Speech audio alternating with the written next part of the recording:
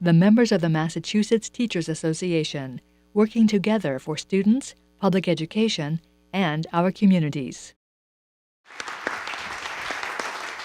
So, in 4 or 5 years ago, I was lucky enough to work with the Gulf of Maine Institute and on a project where 150 to 170 teenagers from all around the Gulf of Maine came together for a conference in the summer. And at home, the teams had engaged in environmental stewardship projects. They had worked with their communities to identify a project that needed to be done. And they worked on that and they came together and reported it. And then once we were all together, the teams broke up. And students from all the different areas formed theme teams and chose among possible projects to help the community that they were visiting. And the EPA of Canada and of the United States jointly funded the project. And it got no money from the education department. Some of the money went to Tufts and their master's students, and especially their social justice students in education took the course. So that little tack there you see was put by my team in Nova Scotia. And it's a very gentle little project. It's the first of 3 little projects I'm going to show you. The first tack is on a dike, holding back the tides of Fundy from that marsh. And the project that my team chose was actually just an old guy, an elderly gentleman who had curated this land for posterity. He had kept it, and he wanted to give it to the schools in Nova Scotia for education. And he needed a presentation. He needed to convince them to take it.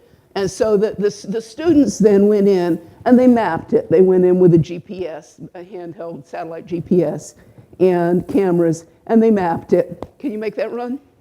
And so they went around with Warren Payton, and they saw the parts of the marsh that they thought were important and usable. They studied saltwater incursion, they studied the tides, they studied global warming, they studied the economics that are going to cause the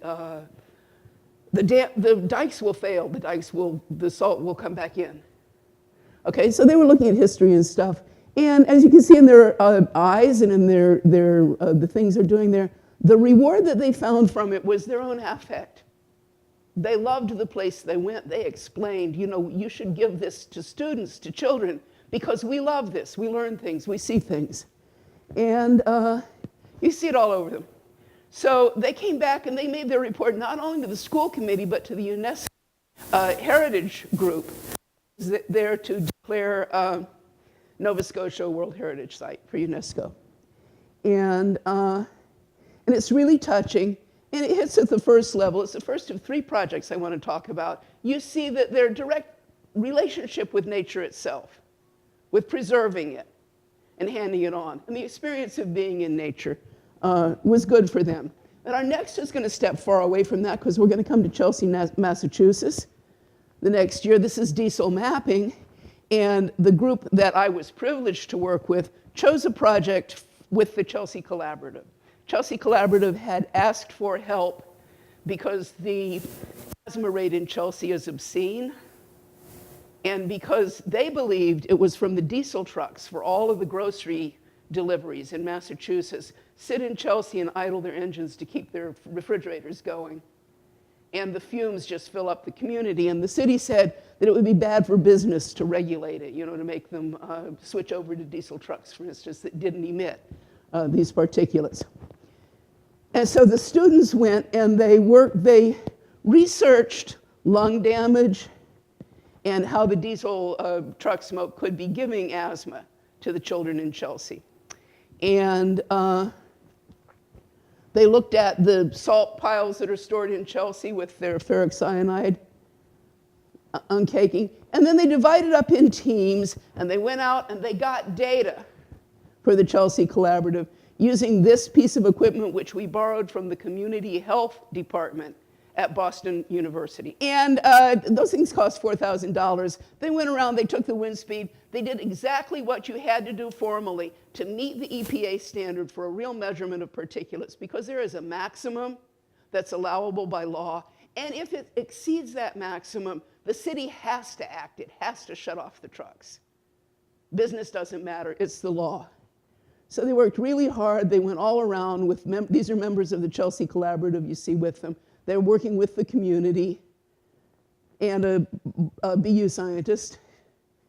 And this is a Native American First Nations group that joined. And when they saw this project, they took it up. They felt they were fighting for the children of Chelsea. That's what they were doing this for. They were going to shut those trucks down so they could breathe. And here's site number 1, and here's number 2, here's number 3, here's number 4. There they are walking back. They turned their instrument on as they walked. And if you turn that sideways on Google Earth, you see the profile of where the air is really bad, where that line, that white line. And then they put this up. They presented this at a symposium in Boston, you know, like Sierra Club and Audubon Society and stuff. Everybody was there. And they showed this slide. That shortest line is the only one that's even close to the legal maximum. All the others are over. You know, it's obscene. The way they were judging the particulates in Chelsea was a projection from the Prue, believe it or not. And so these kids had, and that was a kind of a reward to see that happen. I mean, they knew it as soon as the slide went up. You know, there was a gasp. So to see that happen, to see the world change, to move the needle toward justice by your own action, that's agency. That's what we teach. Okay, the third project is one that I don't have a slide here, because you may be asking yourself, say, well, I don't have a partner at BU. I don't have the whole Gulf of Maine. The EPA is not funding me. What could I do as a teacher in Massachusetts? We can make groups out of our watershed. We can coordinate with other schools in our watershed. We can potentially, here's my idea, with the New England Wildflower Society, we could identify the appropriate vegetation that we need to plant on our middle-sized stream beds to cool the water, to shade the water and cool it. This has been identified as a reason that we're losing whole species of freshwater fish. So if all of the middle school students and all the high school students went out and grew cuttings and planted, it would be red osier dogwood on the Saugus River where I am. Okay, and planted that. I asked some scientists a couple of years ago at the Great Smoky Mountains National Park, the head of the president of the Freshwater Chemistry Society, I said, what do you think if every school in the country did this? How do you think that would affect the temperature of our great rivers? No money. Everybody did calculations. From the 3 or 4 degrees, they thought. But some of the money went to Tufts and their master's This generation in students, front of especially us their social justice could save the students. freshwater fauna from global warming with their own hands. So to think about how would you source a program like that? How could we do a program that teachers could do it? We can network with the schools around us. We can organize by the watershed. And for the question of social justice, every watershed ends in a great river. And when that great river meets the sea, there's a great city. And it's our watershed. So I'm just proposing this as an idea that teachers can do. All science teachers can do it. Any environmental teacher, middle school teacher can do it. Organize with other schools around your watershed to do service projects, meet with your communities, go ahead and move Earth and change the world, and that's agency. Thank you.